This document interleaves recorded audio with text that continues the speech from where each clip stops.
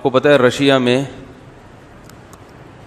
تو سارے ایتھیسٹ ہوتے ہیں عام طور پر، اللہ کے وجود ہی کے منکر ہیں، اور رشیا میں اسلام کا گلا اس قدر سختی کے ساتھ گھونٹا گیا ہے. میں تو سمرقند، بخارا ان علاقوں میں ہو کر آیا ہوں، خود دیکھا ہے، وہاں کے مقامی لوگوں سے ملاقاتیں ہوئیں کہ کس طرح سے اسلام کو یہاں کچلا گیا ہے. یعنی ایسا ہوتا تھا جب رشیا کا انقلاب آیا ہے نا روس میں،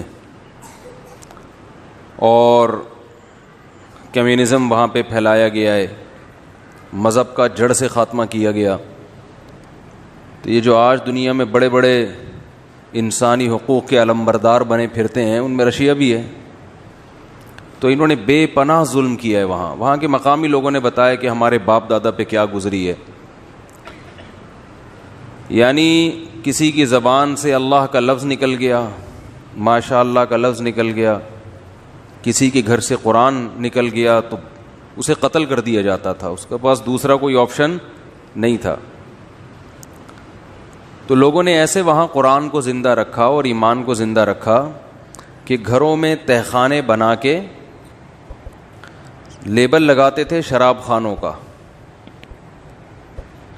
خانوں کا اور تصویریں ایسی لگا دیں جس سے جب رشیا کے فوجی آئیں تو وہ یہ سمجھیں کہ یہ لبرل لوگ ہیں، اور اندر تہخانوں کے اندر چھپ چھپ کے قرآن مجید کی تعلیم، تاکہ ہمارے بچوں میں اسلام ٹرانسفر ہو.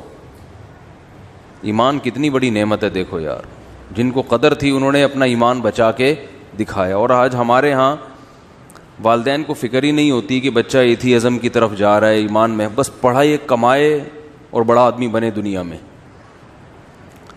تو میں جب ازبکستان میں تھا، وہاں ایک آدمی کی کارگزاری سن کے میں اپنی آنکھوں پہ ضبط نہیں کر سکا.